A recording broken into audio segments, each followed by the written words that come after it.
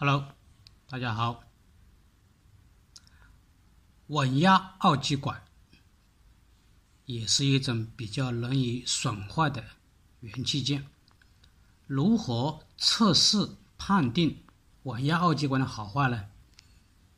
我们分两个方法去判定它，也就是两种情况。第一种情况就是我们这个视频讲的这个脱机试验啊。所谓脱机试验，就是没有用过的单独的一个稳压二极管，或者呢在电路板上把它拆机拆下来，用这个电路搭建法，也就是我们所说的这个电压测试法，我们可以搭建一个小小的电路这是一组3到10伏的直流电源，这是一个电阻器，这就是一个待测的稳压二极管。我们把它进行连接成这样一个电路。首先我们把红表鼻接在这个稳压二极管的负极，黑表鼻接在正极。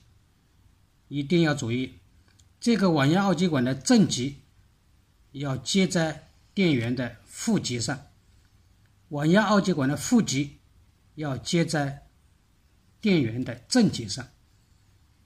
还有一个特别要注意的，就是在电源的正极到稳压二极管的这个负极之间，一定要串联一个200欧左右的这个电阻器。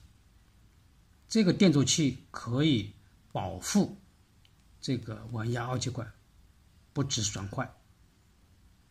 好，下面我们来看，首先把这个电源调到3伏左右，那么这个电流的方向从正极出发，流向这个电阻通过它线流再送达这个稳压二极管。这个时候这个稳压二极管它是处于截止状态，那么形成不了一个闭合的回路，它就是没有通路。因为这个稳压二极管它的稳压值是 3.6 伏的。好，第二步，把电压往上调到 3.6 伏以上的时候，那么这个电流继续加大。当这个电压超过 3.6 伏的时候，这个时候我们去测试这两端这个稳压管两端的电压，它的电压值我们会发现它是不会变化的，它被潜置在 3.6 伏，潜置在 3.6 伏。那么这个 3.6 伏就是这个稳压管的稳压值。那么这个时候我们也就可以判定这个稳压二极管它是一个合格品。通过这个电压的调节来测试它的稳压值，就可以判定这个稳压二极管的好坏。